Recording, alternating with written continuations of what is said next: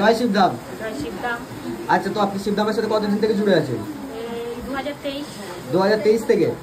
আচ্ছা, তো শিবধাম থেকে কি কি ফল লাভ করেছেন বা কৃপা লাভ করেছেন, যেটা মনে হচ্ছে কি শিবধাম প্রভু কৃপা করছেন? শিবধাম থেকে অনেক কিছু কৃপা পেয়েছি। তাও কি কি কৃপা পেয়েছেন যদি একটু বলতেন ডিটেলসে। কৃপা বলতে আমি তখন 2023। আচ্ছা, 2023 আমার শাশুড়ি মারা গেল। শাশুড়ি মরে যাওয়ার পরে আমি বিছানায় একদম পুরো শোয়া। হ্যাঁ, পুরো শোয়া, মানে আমি যে উঠে বসে যে বাথরুমে যাব কি বসবো সেটাও আমাকে ধরে ধরে বসাতে হতো। বাথরুমে ধরে ধরে নিয়ে যেতে হতো, মানে নিজের পায়ে চলার ক্ষমতাই ছিল না। তো হঠাৎ একদিন ফোনে দেখছি, ফেসবুকে দেখছি যে এরকম শিবধামের বাবার ভিডিও দেখতে পাচ্ছি। আমি সেটাকে ইয়ে করে চলে যাচ্ছি। তা চলে যাওয়ার পর আবার পরের দিনকেও পেলাম। পরের দিনকে পেলাম যখন আমার তখন মনে হলো দেখি তো এটা কি হচ্ছে ব্যাপারটা দেখার পরে যেন আমি ওর ভিতরে ঢুকে পড়লাম। একটা ভক্তি এসে গেল। তারপরে আমি আমার বাড়িতে জানালাম যে দেখো এরকম এরকম ব্যাপার। তখন এখানে অনেকবার আমি অ্যাপয়েন্টমেন্ট করেছি, অনেক চেয়েছি, অনেক হাতে পা ধরছি, কিন্তু কিছুতেই কোনো মতে আমাকে দেয়নি। তো যাই হোক দেয়নি, কিন্তু এখান থেকে আমাদের গৃহবন্ধন নিয়ে গেছে। গৃহবন্ধন নিয়ে যাওয়ার পর আমার কবরস্থান করে নিয়েছি। গৃহবন্ধন নিয়ে গেছে, যখন গৃহবন্ধনটা ছুটছে আমি ওখানে বাবার কাছে বলছি, বাবা তুমি আমাকে ভালো করে দাও, সুস্থ করে দাও। জানি না কি কৃপা বাবা শুনতে পেরেছে। মানে এমনি আমার ঘরে পাতা ছিল, বাবার ছবি, ধামের ছবি পাতা ছিল, ওখানে 16 সোমবার করতাম। তো বাবা এতটা পরিমাণে দূর থেকে, কাছে এসে যে ডাকতে হবে তারা না, দূরের থেকে যে বাবা শুনতে পারে। একটা ডাক্তারের সন্ধান দিল বাবা আমাকে। ডাক্তারের সন্ধান পাওয়ার পরে ডাক্তার আমাকে সঙ্গে সঙ্গে চিকিৎসা করার সঙ্গে সঙ্গে আমি উঠে দাঁড়াতে পারলাম।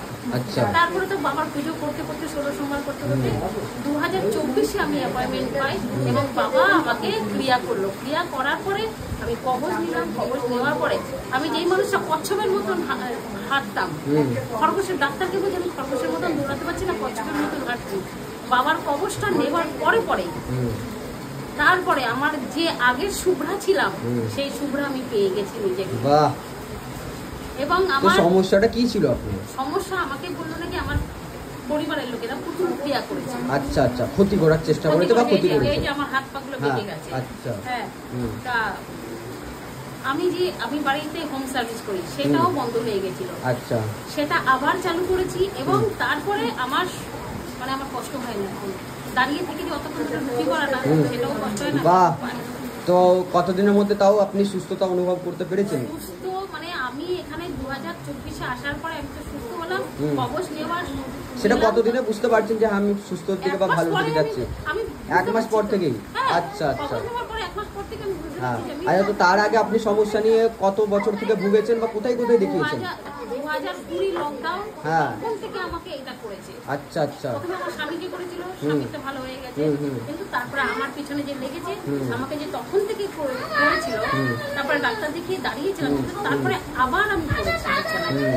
তারপরে আমি অনেক ডাক্তার দেখেছি, না হলে 10 থেকে 12টা ডাক্তার দেখেছি।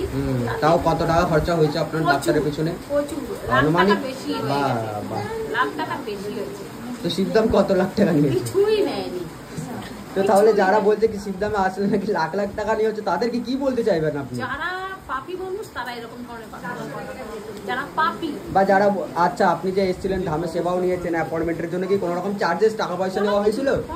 বা ভিজিটিং চার্জেস, কনসালটেশন চার্জেস বা ক্রিয়া করানোর জন্য কোনো রকম টাকা পয়সা বা দেহবন্ধন দেওয়ার জন্য টাকা পয়সা, জল তেল পড়ানোর জন্য টাকা পয়সা, এইগুলো কি নেওয়া হয়েছিল শিবধামের তরফ থেকে?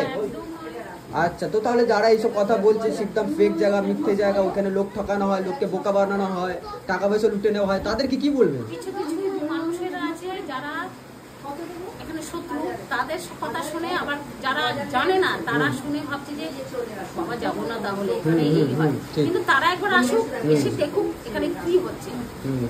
আবার কিছু মানুষেরা বলছে না শুনবো না, আমরা যাবো। আমি যেমন অনেককে নিয়ে এসেছি, অনেককে। তো আপনি যে ভিডিও দেখেছেন, ইউটিউবে বললেন যে ভিডিও দেখেছিলেন, সেটা দেখার পর আপনার কি মনে হয়েছিল যে এরকম একটা বা শিবধাম বা একটা মন্দির স্থান, বড় প্রতিষ্ঠান একটা, সেটা আমাদের পশ্চিমবঙ্গের মধ্যে কোথায় আছে, এরকম কোনো কি প্রশ্ন এসেছিল আপনার মনেতে?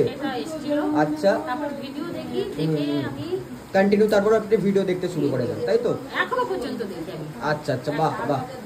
তো সেখান থেকে আপনি সমস্ত কিছু জানতে পেরেছেন শিবধামের বিষয়টা কি, নিয়ম আছে, কি সিস্টেম আছে, সব কিছু জানতে পেরেছো? আচ্ছা, শর্মিষ্ঠার কিছু ভিডিও হ্যাঁ দেখি, হ্যাঁ হ্যাঁ, তারপরে তোমার কিছু ভিডিও দেখেছি, সব ভিডিও দেখে দেখেই আমি আচ্ছা আচ্ছা আচ্ছা, ঠিক আছে, বলুন জয় শিবধাম। জয় শিবধাম। হুম।